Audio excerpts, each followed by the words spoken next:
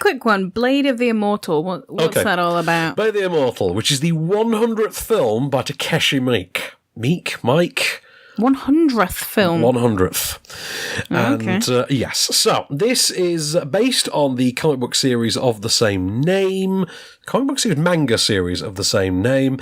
And the general, you've got an Immortal, he's made immortal after... Does he have a blade? He does have a blade. He's made immortal after his face was disfigured and his grieving sister, was killed in front of him. Okay. He has then been doomed to sort of walk the earth forever. And then one day, I think about 50 years or a century after the inciting events that left him that way to begin with, he is contacted by a young girl who actually does remind him of his sister and asks to help her avenge her murdered parents and hunt down a gang of, basically sort of kind of organised criminal types, sort of low-level organised crime gang.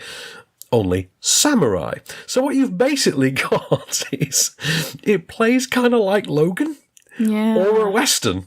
I was going to say, this does not feel in any way like an original plot. Like, I feel like there's a lot of films that you could have given that exact same, apart from the Immortal thing. But description too. It's a very very worn trope. Yeah. But the idea is actually it's far-fetched, it's eccentric, it's over-the-top gory, it's cartoonish. Okay. It's almost, you remember when in Kill Bill when she fights the crazy 88? Yeah. Like that scene all the time.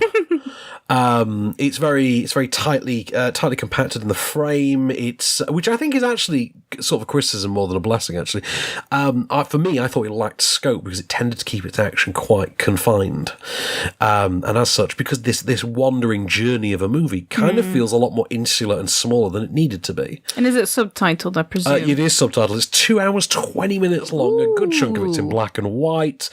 It's one of those where I sit there and think, any fans of Takeshi Miike will absolutely adore it because it's all of his hallmarks, but perhaps slightly sillier than you're used to.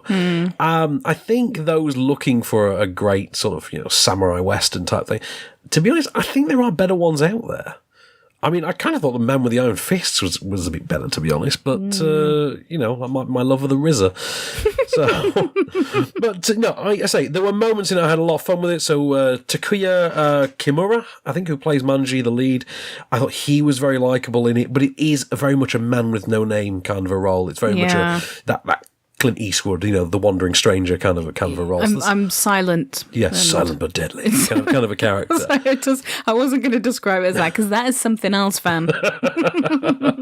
But if you saw something like The Villainess recently, I think it does hold The Villainess up in slightly higher regard. I personally would rather watch The Villainess again because I think that did something new and more inventive with this sort of an archetype. But it's not a complete miss by any stretch of the imagination. I had a lot of fun with it. So... yeah, and they did give me a nice little fidget spinner, so... win. That was very fun. I gave it to Calvin. How dare you. On screen.